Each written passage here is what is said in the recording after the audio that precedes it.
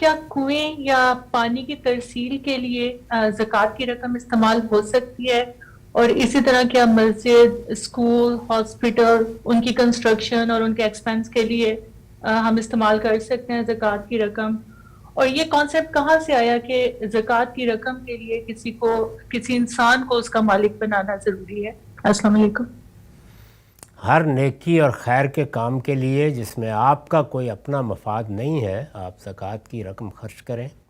زکوٰۃ تو اصلاً نظم اجتماعی کا حق ہے، یعنی اگر مسلمانوں کی حکومت قائم ہو اور وہ دین کے مطابق لوگوں کے ساتھ معاملہ کرے تو وہ جس طرح ٹیکس حکومتیں لیتی ہیں اسی طرح آپ سے زکوٰۃ لے گی اور سارے کام کرے گی، یعنی اس سے سڑکیں بنائے گی، پل بنائے گی، اس سے لوگوں کی خدمت کے کام کرے گی، صحت کے مراکز بھی بنائے گی، تعلیم گاہیں بھی بنائے گی، فوج کے اخراجات بھی پوری کرے گی۔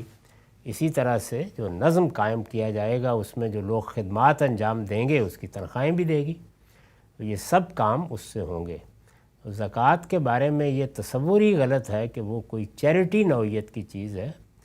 زکوٰۃ اصلاً نظم اجتماعی کا حق ہمارے مال میں قائم کیا گیا ہے، یعنی اللہ تعالیٰ نے چونکہ مال انسان کا ہے اور مال کو حرمت حاصل ہے تو نہ کوئی فرد، نہ معاشرہ، نہ حکومت بالجبر نہیں لے سکتی، تو اس لیے اللہ نے اس کا حق مقرر کیا ہے۔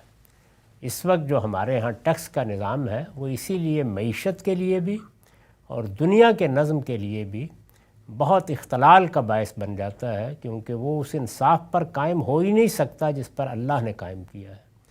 تو زکوٰۃ ہر چیز میں خرچ ہو سکتی ہے اور تمام اجتماعی امور اس سے انجام دیے جا سکتے ہیں۔ آپ کنویں بنائیں، آپ مسجدیں بنائیں، آپ نیکی کے کام کریں، آپ تعلیم کا بندوبست کریں، آپ مدرسے بنائیں، ہر نیکی کے کام میں خرچ ہو سکتی ہے۔